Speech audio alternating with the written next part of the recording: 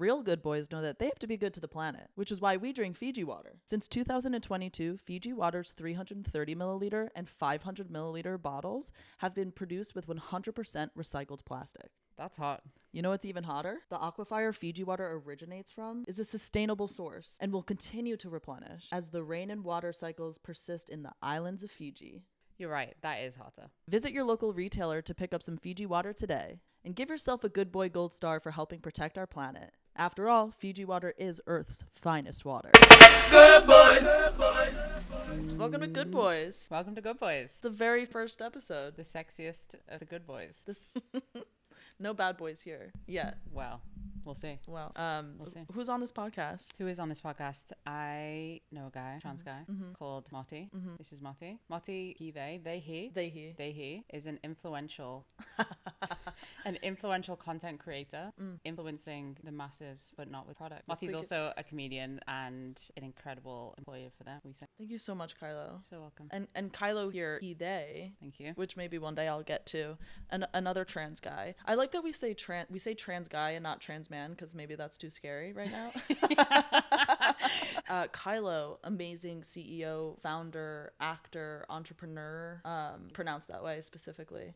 And just like Thanks, CEO dude. and founder for them. I realize now in my Instagram name it says trans non-binary.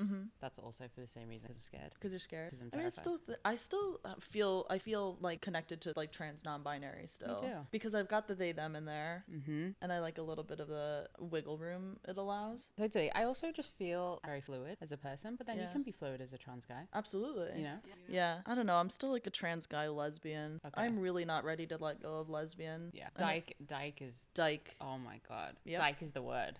Dyke March. Dyke March. Dyke March. Did you go? I went to the Dyke March, but I didn't march in the Dyke March. Okay. Did you? I did this like beautiful in and out. I would like stand by the side, cheer people on, look at the signs, dip in, march, you know? How was it? How were the vibes? The vibes, listen, I love the Dyke March. It was rightly so. It was heavy, right? It was like a protest. It was a protest for Palestine, which is so important. I felt so, and I was so glad to be there, but I felt so heavy. I mean, the Dykes are always going to do it. It's so important to get out there and do that, you know? Maybe. Pride is a protest. Pride is a protest. You know, which I've always known, but I feel like this year it was really at the forefront for me.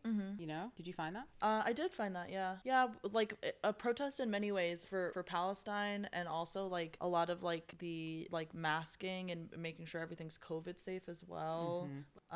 And yeah, but I also found that it was celebratory as well. I was able to strike a balance. Cool. Were you able to, or did you feel like it was kind of all? I struggled to strike a balance, but also I went to this amazing Pride Live, which is this amazing nonprofit focused on queer folks. They essentially did like launch this like Stonewall National Monument, and I was lucky enough to go to the opening of that, and there was amazing speakers, you know, people that were actually at the inception of Pride at Stonewall, talking about, you know, how devastating it was, how terrifying it was, and how far we've come. And so Katy Perry was there, who's not gay, but she was doing her thing, and Elton John sang, and I just Elton John I'm excited for. Everyone my else God. not so much. Elton was unbelievable. I just sobbed and sobbed. I called my mom. I don't think I was supposed to. Sorry. I called my mom halfway through so she could listen. I thought it was like a pivotal moment. Oh, that's so nice. But it was such a protest, and was so emotional, and so, you know, celebratory by the end of it. And you can go in, like any queer person can go in and record their story, which is really amazing. So I think because I started Pride with that event, it then catapulted me into this idea of like, this is so important. I've really got to like think about our ancestors and think about, you know, where we came from and what we've been through, you know? Yeah. I think a lot of that stuff can get like washed down a little bit when like so many like orgs and monies in it. But I think what I think is really cool, and Drew covered this for autostraddle.com, that like kids, when they go on like school field trips to the city now, will like have that to go to, like 100%. As kind of like part of like an educational trip, which I think is really cool, especially when we're considering that the Department of Education might not exist in a couple of years. But I think that's like the really cool thing. Yeah, that's so cool. And I think they're trying to make it like a federal holiday. Oh, cool. Stonewall Day. Yeah. Which would be dope. Yeah. You know? That's sick. Yeah. Very nice. Okay, celebratory. Mine was a little less like concrete celebratory. I partied a little bit, which is like partying with like my gay and trans friends. Like that's 100% super fun. I danced a lot. No way. Yeah. Are you a dancer? Not well. No. I kind of dance. Britt's a fantastic dancer. I bet. To the point where like the next day our friends were like, "Damn, Britt really knows how to tear up the dance floor, right?" And I'm just like. like moving my shoulders a little bit. But that was really fun. Where did you party? We did. So my friend had a pregame at her apartment before we went over to the Dyke March. But then afterwards, which we didn't have this planned, Britt really got the zoomies and was like, I want to go to the party that's happening at House of Yes. But she had a show to go to. I am not kidding you. Went and waited by myself in line outside of House of Yes to get like door tickets because it was sold out. But they weren't selling them until 10 p.m. So I literally just stood there until they were ready. Yeah, I'm like, you can't just sell them to me right now. And I stood there. And got tickets because I'm a good boy. Because I'm a good boy. I'm a good boyfriend. That is a good and then we went and we danced a little bit. I love that. Yeah, I love that. We did party, but I'm not a partier, you know. I don't drink, but we did go out and I did dance a little bit. I like to think I can dance, but I don't know. Yeah. I don't know if it's just a thought, you know. I bet you can dance. I think so. Now that I think about it, maybe not. I'm looking at you. I'm like, what's your move? I mean, I just go with the music. You know what I mean? So you know. I usually break out a twerk because I think it's funny too. No, I don't. I can't twerk. I can. You can twerk? I've got a big old ass, and it moves. I cannot. Well, maybe I can. That's not true. I don't want to. I don't want to twerk. No, of course, yeah. But I like to get low. Yeah. You know. Yeah. I like to get low. Yeah. You know. Like in a limbo way. No. Or in like a. No. What is this? I'm less white than that. I feel. You know the limbo. I don't know. It's very Caribbean. I haven't seen a black person limbo personally. I mean, correct me if I'm wrong. No one in my family anyway.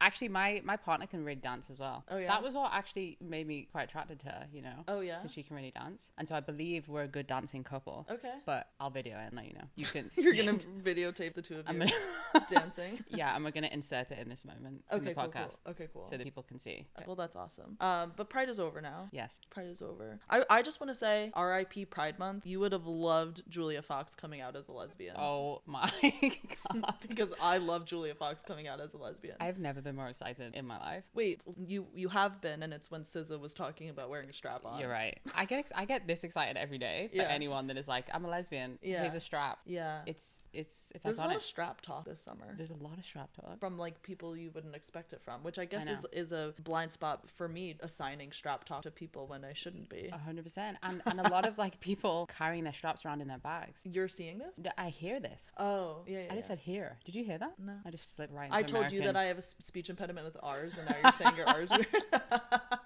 I just got American real quick. I was like, here. I heard that. It was wild. We should do a reverse episode one time where speak Can in you a do British accent. Well, now that I'm on the...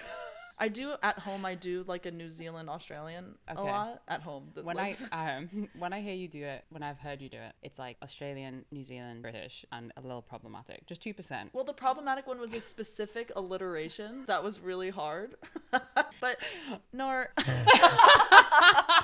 you just say nor? Nor. That's a little bit of Irish, I think. That's Nor is Australian. What is the word? No. They put an R at it. It's like N-A-U-R. Nor. No. Nor. No. Yes, that's Australian. That is not Australian. Yes, it is. Ask anybody. Oh my god. If any Australians listening, please confirm this. No, that's Australian. No, that's Australian. Okay. Nor. Well, you're doing Australian with a British accent. Yeah, we'll work on it for next time. All right. Well, okay. We have a game. You and I, we like to we keep up with the news. We kind of have to with our jobs, and also just like as trans and queer people, we want to know what's going on. Totally. But we consume kind of different news, and so what we're gonna do is we want to decide who's been a good boy and who's been a bad boy, and we might agree, we might disagree. And we've got our nifty little signs. Oh yeah. So what we're gonna do is we're gonna read out some headlines that we've seen over the week, and decide if someone's a good boy or a bad boy. And it does have implications. What are the implications? I'm like, I don't know. We say someone's a bad boy and they like get like a door drops below them wherever they are in that moment, and they like drop to hell or something. Yeah. So here's headline number 1. Okay. Kendrick killing it. Kendrick Lamar, Not Like Us, boosts Tam's Burgers business by 40%. Here's the thing. Yeah. Here's the thing. Good boy. Anything Kendrick. Anything Kendrick, yeah. You know, I love Drake, but good boy. Yeah. There's some things Kendrick, bad boy. There is? Yeah. Let's go. Like, I think he hit his wife. Well, did he? I don't know. I said I think. I don't know. It's alleged. Okay. And this is why I'm obsessed, because it's alleged, and in the music video, she seems to. Yes. Yeah. She seems to say that isn't true. But okay, who knows? Anyway, it's a beautiful piece. Yeah. And I'm obsessed. I'm obsessed with it. I'm obsessed with the song. I'm obsessed with everything. Less even about the beef. It's like, okay, but it's a beautiful piece of music and a beautiful piece of content. Yeah, I think so too. I loved it. And also, so specifically this headline is that him having his music video in Compton and doing his hometown stuff. Also, I saw like some of the leather that was worn by maybe him and other people was like a local shop as well. Totally. So like, make it big, support local, good boy. Good boy. And well dunk on Drake in the process. And dunk on Drake. Next one up. John Corbett shares career regrets. He says it's been unfulfilling and that he picked the wrong fucking thing to do with his life. Bad boy. I'm devastated. I mean, like, whatever he needs to do, but like, that's my man's. And if he wasn't an actor and didn't have a career in Hollywood, like, truly, so many of his characters like taught me to be a good boy, because he's always like the good husband and good boyfriend. This is my guy Aiden, Sex and the City, and right? this is me coming out as pro Aiden. Well, I just feel sad about it from an acting perspective. Oh yeah, because you're an actor. Well, like, the amount of actors that would just die to be doing what he's doing. Yeah. And I get it. If you don't like it, that's totally fine. Yeah. But like, I feel like his roles are pretty meaty. He gets to be like the sexy, hunky, tall, 6'4" guy. 100%. And if I got to just hang out, never mind, walk down the street and hold hands with Sarah Jessica Parker. Oh, you're into that? Oh my God. Me too. He's unreal. Can I tell you something? Yeah. I love Sex and the City, and my femme, like, so on the Upper East Side, femme girlfriend who like Sex and the City was made for has never seen it. What? And I got to show her last night, because I'm rewatching it, I got to show her the episode where Carrie farts in front of Big. It's so funny, and she was hooked. Just from that, you started there though? Well, because that's episode 11 of season 1, so it's okay. But like, she doesn't watch it with me, so it's like my thing that I can watch without her around. Totally. Anyway, also episode 1's very bad. I mean, the pilot episode is like the pilot's fantastic. What? You mean the whole like heads boom into the camera? I love it. You love it? Yeah. I forget when they stopped doing breaking the fourth wall. I feel like it's like episode 3 or something. No, she does it in this episode. She turns to the camera and she goes, "I was mortified." And you like that? It's so good. Okay. So, okay, next headline. Okay. Scientists unveil implant for prisoners to show them memories from their victim's perspective. Okay, so here's the thing. I think the concept of like being able to show a bad boy, the bad things that he's done is like, sure, that's good for empathy, but I don't believe in prison tech and giving more money to prison tech, because I'm an abolitionist and I don't believe in the prison system. Totally. Yes, and so I'm flipping. You're flipping. Okay. I feel like, I mean, you say not giving to prison tech, but like, what are the where is the prison tech? There's none. We have such traditional systems of basically just throwing everybody in jail and keeping them there. Have you seen Orange is the New Black? That documentary? They have like, no, but there's like tech conventions for like the security and the different weaponry. Like, it's an industrial. The prison industrial complex is an entire industry. Sure, but I feel like this thing, if it works well, right? Yeah. We have the capacity potentially to keep people out of prison, which is what I would like. Okay, that's a really good angle. And if we're sure that they've done something that they need, and I think this idea. How are they getting the memories? Yeah, I don't know. Harry Potter ass shit. Yeah. Look, it could be fucking damaging. This is the problem when we only have the headline and we haven't read exactly.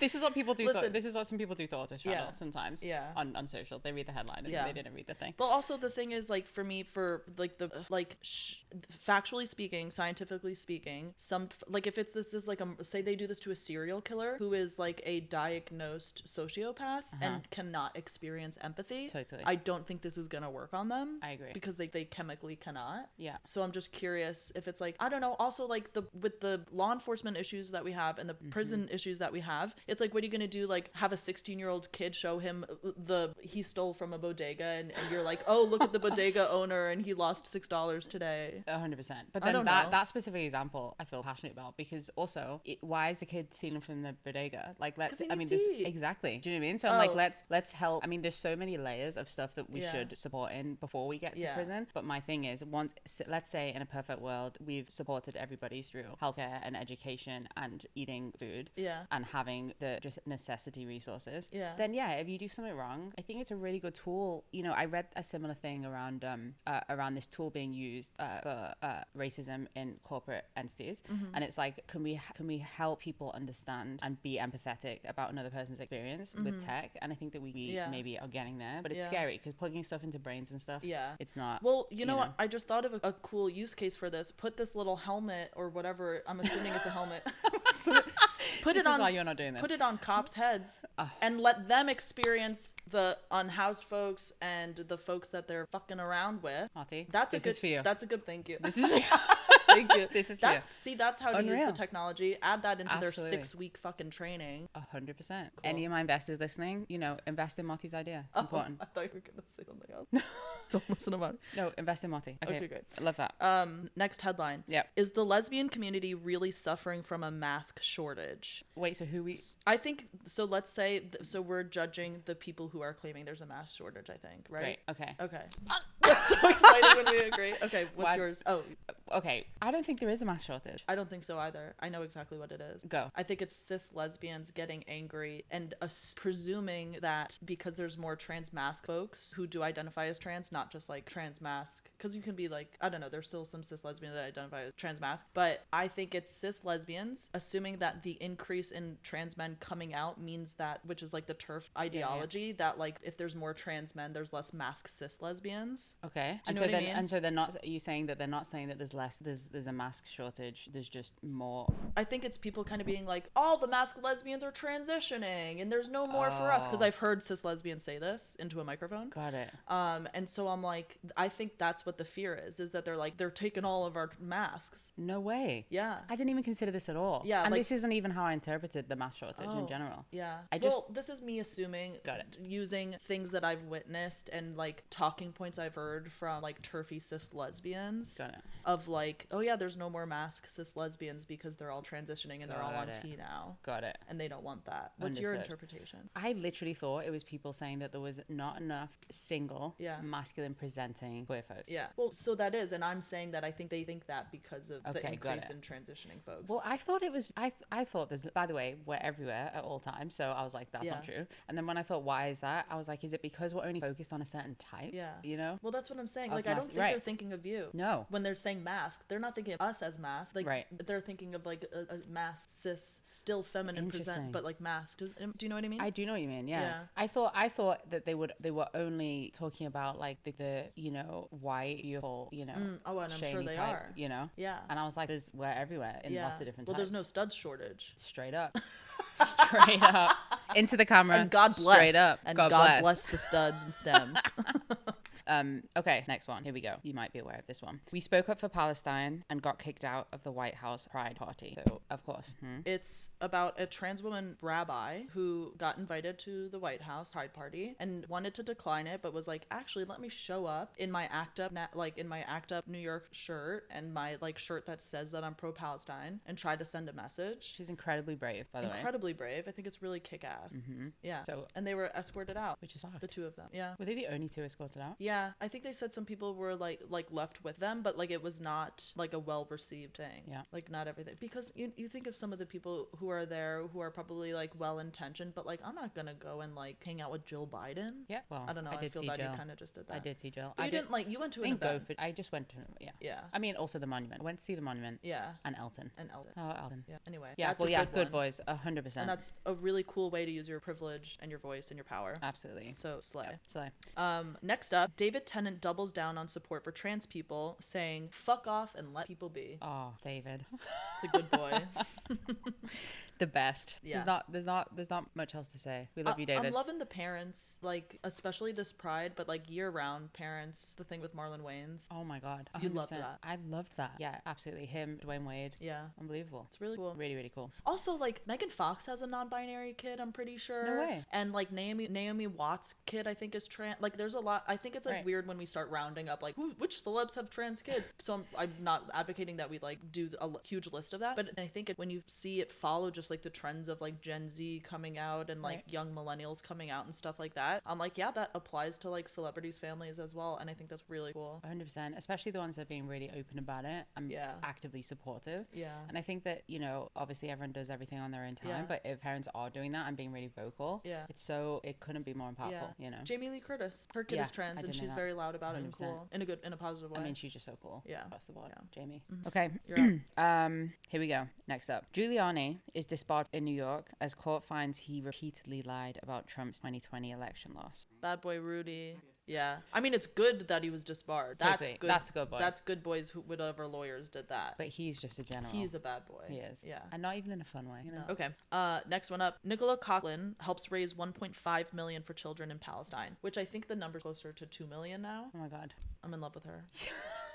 Say it. Say I it love proud. her so much. Say it proud. I love that she's Irish. Yes. Which of course, like also like by the way, like I don't know, I feel a lot of, in addition to gay pride this summer, a lot of Irish pride. You see those Irish kids? Well, you can do the accent too, which is I cannot do an Irish brogue. I'm really bad at that. I end up doing like Scottish, and that's not even Scottish. But I think it's really awesome. Ireland has obviously a history of standing up against oppressors, so like that's slay. Nicola Coughlan's so hot. Bridgerton, did you watch? I haven't watched yet because I'm stressed out about it because I kept putting it off, and now I have to go right to the beginning. No, but you don't. Here's what I did. I wanted to watch specifically, they were like, Nicola Coughlan's having sex on screen, and I was like, in.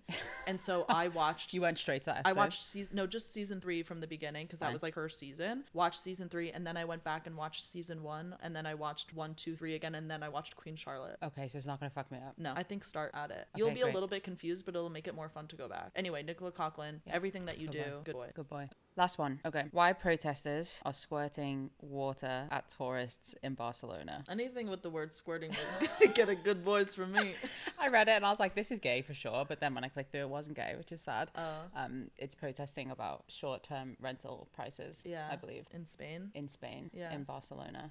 What an interesting way to protest. Yeah. I got inspired immediately. Yeah. I was like, who can we squirt in the face with some water? Well, I remember like I was participating, I was helping with like voter stuff, whatever. In 2020, I was going to a lot of protests and marches, and when we would go by people who were like dining like outdoors and like ignoring all of the like horrible things happening right in front of their faces, we were fucking with them. We would like, I don't know, like boo them or like whatever. So it feels like that kind of thing. I'm just looking at the picture here. It's like people like drinking white wine in the middle of the day when people are going by like, save my house, help me. Yeah, exactly. Yeah. It feels a good balance because it's like not dangerous but impactful. You know? Yeah. So get out there and squirt, guys. Go out there and squirt for your rights. Great. Fantastic. And them's the headlines. Do you want to talk about what you've been watching? I would love to. Listen, I am so specific and obsessive. I pick everything apart. I can't just watch it. Do you know what I mean? I pause it every 30 seconds. My girlfriend hates me. My brother-in-law does that. Oh, I know it's annoying, but I just can't stop it because I need to think about the directorial choice and the actor's choice and the story and the like loop backs and just everything. You have too much information to do. Like, you're too informed of the production process that like, totally. Me, I'm like, I don't know. The camera looks nice.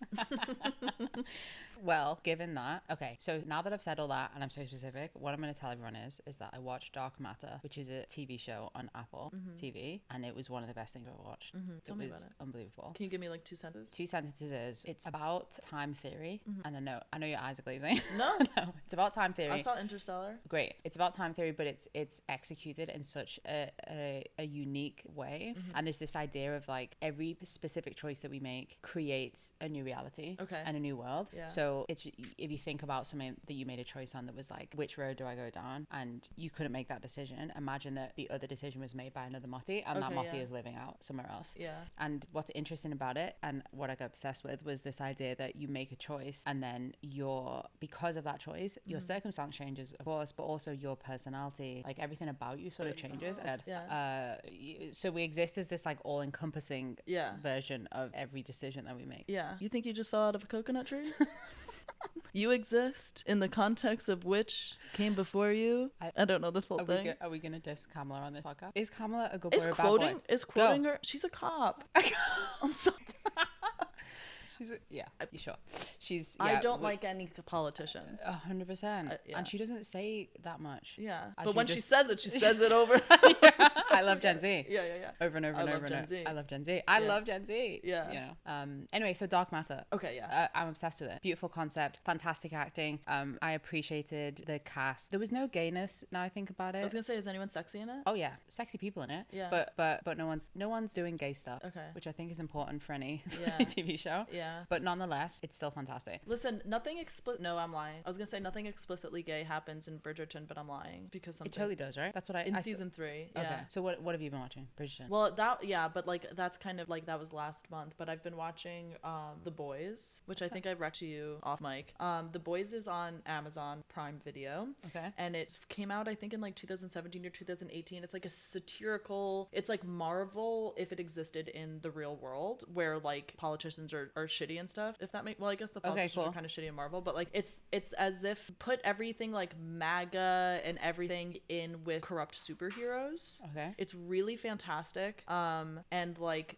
I don't want to like give anything away. It's the 4th season is like airing right now. I think they're like 4 episodes in. So we've been watching it, and actually we've gone back and watched from season 1 because I like forget everything that happened. You watched it again? So Yeah, it must be pretty good. It's like really like bloody, or like if you have an uneasy stomach, like you can't do it. But it's so good, and so specifically, so a lot. The first 2 seasons happened like before pandemic, before 2020, and so now they're getting it. It's like really, it's very clear that it's like the 2 sides who support the 2 big superheroes, bad superhero, good superhero. It's very much like MAGA liberals kind of thing. Mm-hmm. And there's a new character on it, Firecracker, and it's played by a lesbian, Valerie Curry, fan of Autostraddle, and hot, by the way. Fantastic. But she plays on like the right wing side, and she plays this like transphobic, homophobic, like Trumpy kind of person. Okay. But like all in spandex super suit. You know what I mean? Like that kind of God. stuff. But it's really good. It's very violent. The writing is fantastic. I love it. So cool. Yeah. I'm also obsessed with, I often get this myself, but like playing like a bad character. I'd love to speak to. Yeah. Yeah, especially when it's probably so disaligned to her values, you know? Yeah. She's doing a bunch of interviews for it, but in that same have you seen Supercell? No. So this is like a Netflix show. Shout out to Ratman, who's the creator, UK record producer and director and filmmaker. Cool. Very cool superhero type show, all black cast, UK based. I'm not super far in, but like loving it so far. Okay. I'm excited about it, but yeah, I think I'm only like 3 episodes in, and also again no gay stuff yet, but we'll get to it. I'm sure. I hope you wreck it. I should watch that. I wreck it. Yeah. Okay, 100%. cool. I do know there's also I watched season 3 of The Bear. I haven't even watched it. Don't shout, but I haven't even watched season 1 of The Bear. I won't shout at you. That's fine. It's good. Is it? Season 3.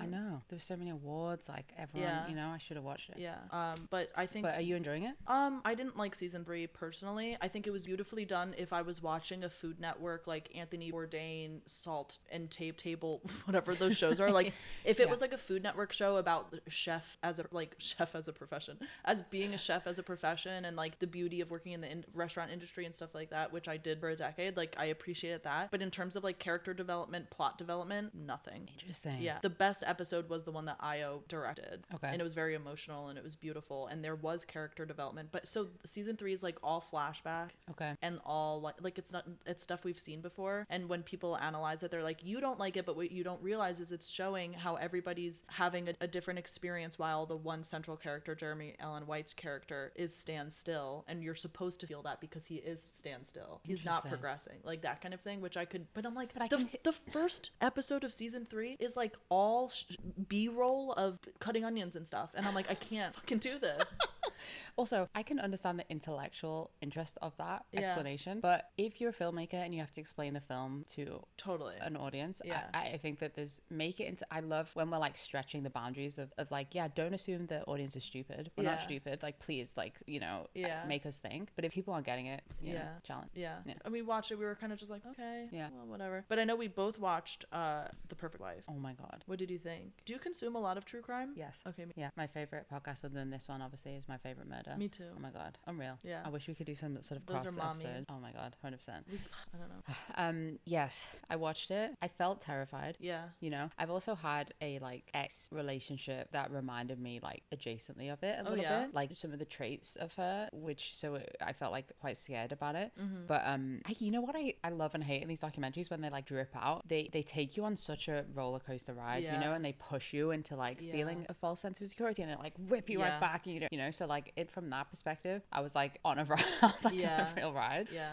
But I mean, it's wild, no? The last couple documentaries and docuseries that we've watched, like true crime ones, what I've noticed, and maybe they've always done this, but I'm like new to watching them, they do such a fantastic job with the like talking heads, like with like all the like survivors and like friends and family, where like they must direct them to speak, to tell the story in such a way that they don't reveal, like you're watching it the whole time and you're watching the sister and the best friend talk and you're like, they're still waiting for her and like they love her and whatever, but then as soon as we find out that she actually did something wrong, then they're like, and fuck that bit, and I'm like, whoa, this whole time you've been mad at her, but I thought you were like mourning her. It, like I don't know, it's really well done, and it must just come down to whoever's producing them. But I thought Perfect Wife was really good. Obviously, for people who don't know, this is like the IRL Gone Girl. Right. The only thing that I don't like about it is that it kind of like, we kind of, once we realized that she kind of, you know, she quote unquote she quasi cheated, or like she did it to herself, I'm like, that still doesn't kind of make up for the fact that like people were hearing him scream at her, and I'm like, I still think he might be scary.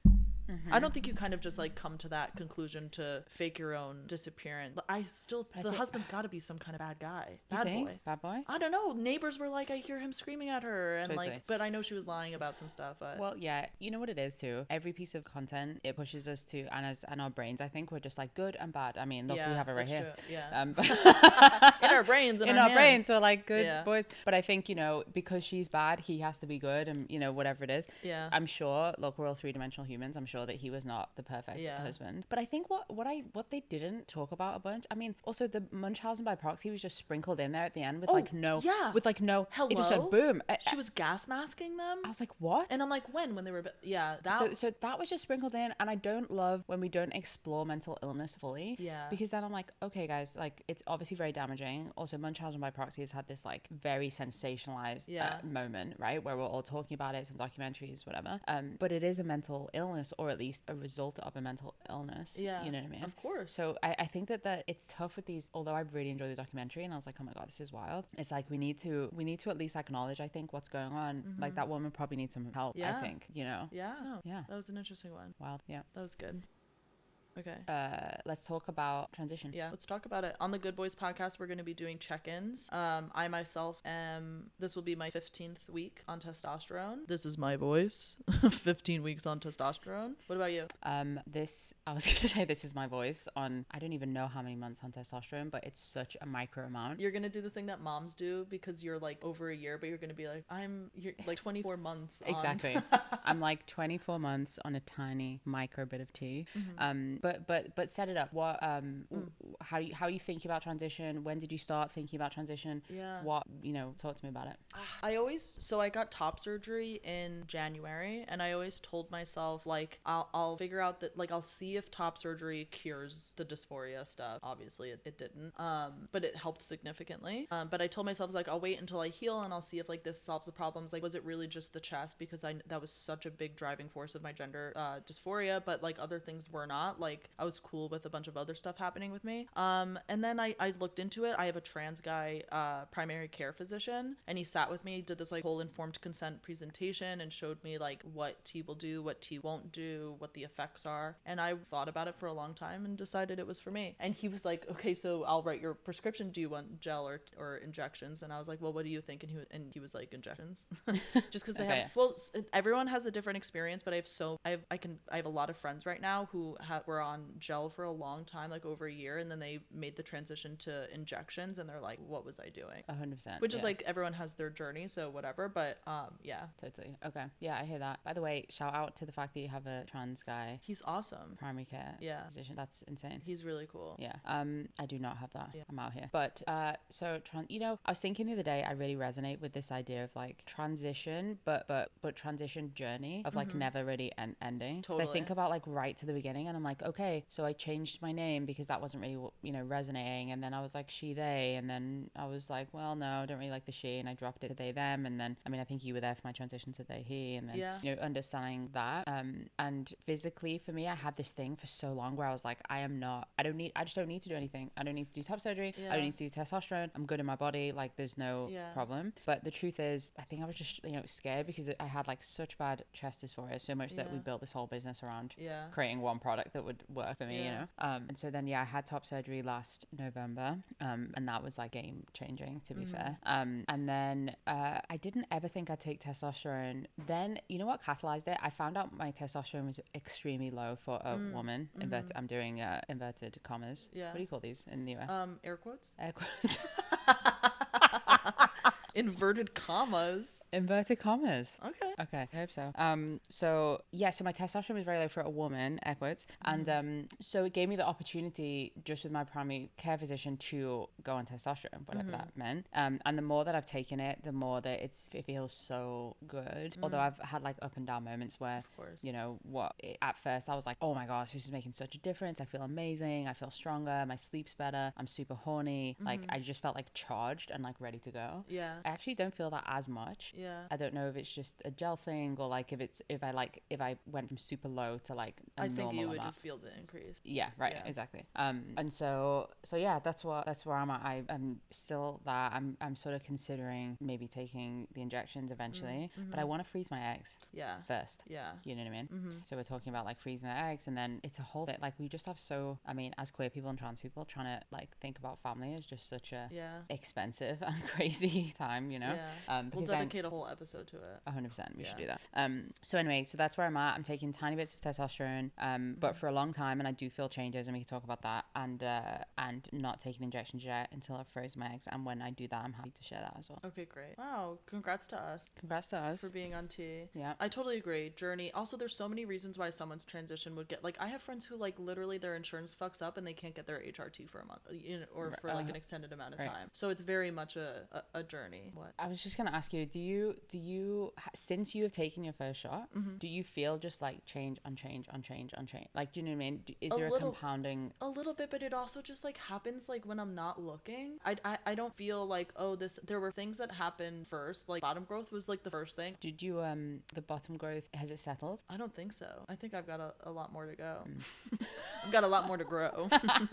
I'll be happy to talk about it as it goes on, but, like, atrophy happened, and, like, so I'm not there yet. Yeah, no, I'm not there yet. Yeah. And did you speaking of facial hair, were you excited about that? Did you want that? Yeah, because I used to, like, do a little mascara mustache. Cute. And, like, fill it in for, like, special occasion, not, like, dinner, but, like, for, like, a pride party or, like, a really queer lineup I was on, maybe. And so I'd fill it in, and I was always told that I looked really good with a mustache, that I looked like Charlie Swan, which is the dad from Twilight. Oh my god, hot. And like, Tom Selleck, maybe, people said. And just, like, yeah, I don't know. And I was like, okay, so, like, maybe it's for me. Wow. I'm wondering if I should shave it so that it'll come in thicker, but all my guy friends are telling that like a myth, that, like, it's not going to come in thicker if I just shave it. It's just you're just gonna shave it off, basically, and it'll grow and it'll come back, but it'll be stubbly.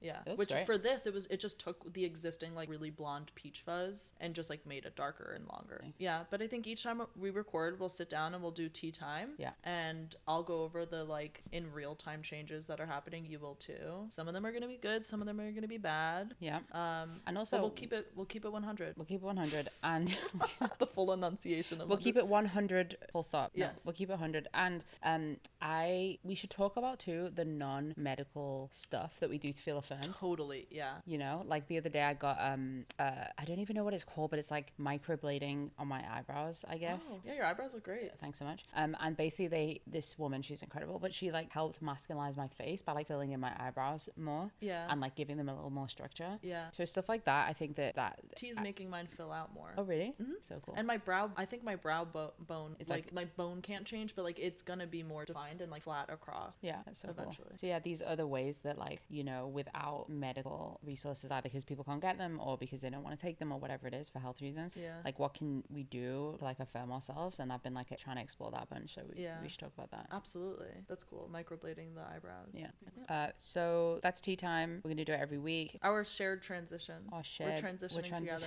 We're transitioning together into the ultimate. We just morph into like the ultimate good boy.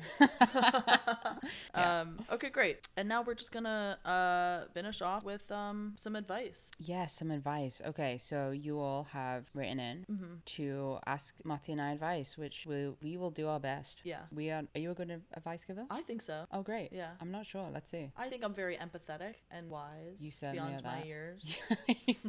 I'm only 19, so. Yeah. And I'm 96.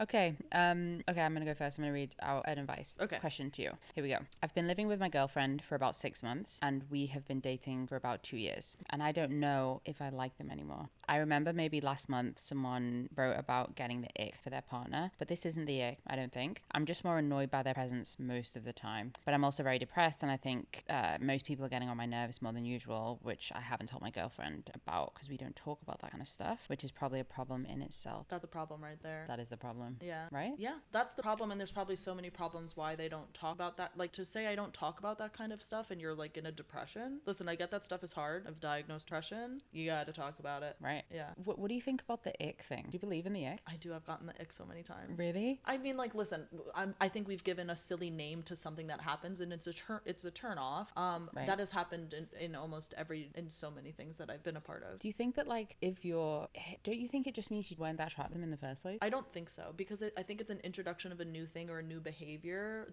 when maybe like I've been in things where like I'm hooking up with someone for a couple weeks, a couple months, and they like do something that I didn't know was part of their personality. Right. And I'm like, that's gross. Oh, like I was like hooking up with someone, it was like really great, they were really hot, but like our personalities never like meshed, and it was something I was like okay with it. But then they were really rude once, like really rude to you, to me. And I was like, wait, what? I'm like, you talk no. to people like that? And that I got the ick, and I ended it. But like that feels like, I feel like we talk about the ick as like, that feels like clean cut to me. If someone's fucking rude to you or is disrespectful, well, yeah, I'm I like, guess sure. people get the ick when they like, I don't know, feels when like someone trips.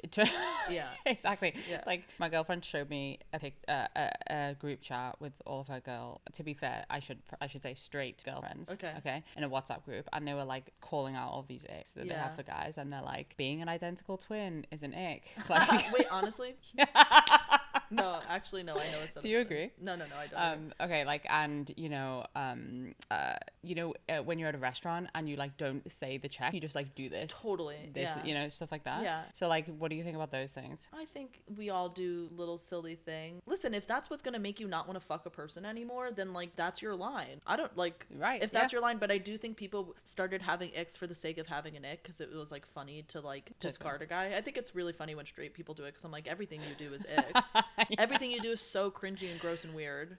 100%. Do better. 100%. But yeah, I don't know. You're living with you're partnered for 2 years. You're living for 6 months. I don't think that this person never liked this person. I think this person doesn't like living with this person. They probably don't like their cleanliness, or like they're like living together is such a specific thing.